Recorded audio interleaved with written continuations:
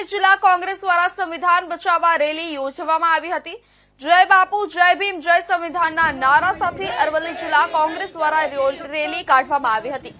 મોડાસા નવા bus station પાસે doctor Baba Saheb આંબેડકરની પ્રતિમાને પુષ્પાંજલિ અર્પણ કરી રેલીની શરૂઆત કરવામાં આવી હતી। આ રેલી નવા બસ સ્ટેશનથી 4 રસ્તા સુધી યોજવામાં આવી હતી। संविधान बचाओना नारा साथे रेली योजी दुकानदारों राहदारीओ તેમજ શાકભાજી વિક્રેતાઓને પત્રિકા આપી વિરોધ કરવામાં આવ્યો હતો। અરવલ્લી જિલ્લા કોંગ્રેસ પ્રમુખ કમલેન્દ્રસિંહ દ્વારા ભાજપ સરકાર પર પ્રહાર કર્યો હતો કે ભાજપ સ્થાનિક સ્વરાજ્યની ચૂંટણીમાં પોતાની મનમાની કરી રહ્યું છે।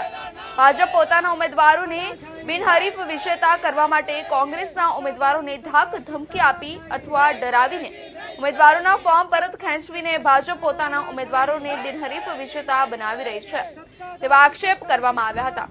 સાથે કોંગ્રેસે દેશમાં ચાલતી મોંઘવારી, બેકારી જેવા અનેક મુદ્દાઓ પર ભાજપ સરકાર પર આકરા પ્રહારો કર્યા હતા।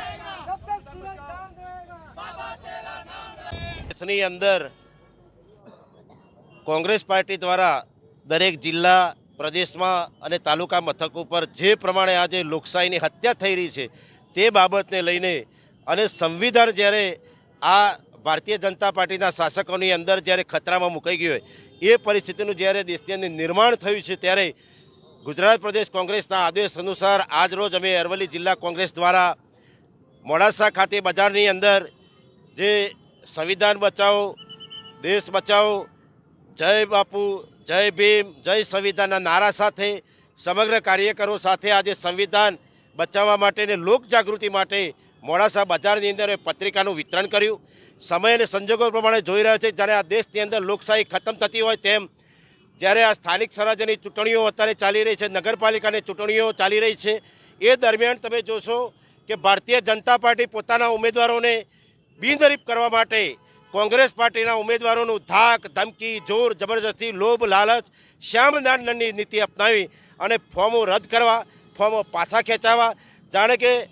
એમની મનોવૃત્તિ જે પ્રકારની થઈ ગઈ છે કે આ દેશમાં લોકશાહી ખતમ થાય અને સરમુખ અત્યારશાહીનું શરૂઆત રહે અને અમે સત્તામાં ટકી રહીએ એમ લોકશાહીની હત્યા જે થઈ રહી છે ત્યારે કોંગ્રેસ પાર્ટી દ્વારા સંવિધાન બચાવો, દેશ બચાવો ના નારા સાથે લોક જાગૃતિના કાર્યક્રમના ભાગરૂપે સમગ્ર કોંગ્રેસ પાર્ટીના અમારા આગેવાનો સાથે આજે અઘોષિત જે કટોકટી જે જાહેરાત કરવામાં આવી છે સરકાર દ્વારા, દેશમાં આજે સંવિધાન 26મી જાન્યુઆરી 1950ના દિવસે ડૉક્ટર આંબેડકર સાહેબે જે સંવિધાન આપ્યું એ સંવિધાનને કઈ રીતે તેમાં છેડછાડ કરવી, તેમાં અનેક સંશોધનો કરી જે દલિત સમાજને, આદિવાસી સમાજને અને પછાત અને કચડાયેલા વર્ગોને જે રીતે એમાં અધિકારો આપવામાં આવ્યા છે, વિશેષ અધિકારો પર હનન કરવું અને કોઈપણ સંજોગોમાં આ દેશમાં જે મોંઘવારી એ માજા મૂકી છે, જે બેરોજગારી સંપૂર્ણ ઘટી ગઈ છે, આ દેશમાં આજે આર્થિક કટોકટી સર્જાઈ છે અને નગરપાલિકા અને તાલુકા પંચાયતોની જે ચૂંટણીઓ આવી રહી છે એ ચૂંટણીઓમાં ભારતીય જનતા પાર્ટી સમગ્ર ગુજરાતના લોકોનું ધ્યાનને હટાવવા માટે જે રીતે અલગ અલગ કાયદાઓ પ્રસ્થાપિત કરવા માટેના જે પ્રયત્નો કરી રહી છે, જેવી રીતે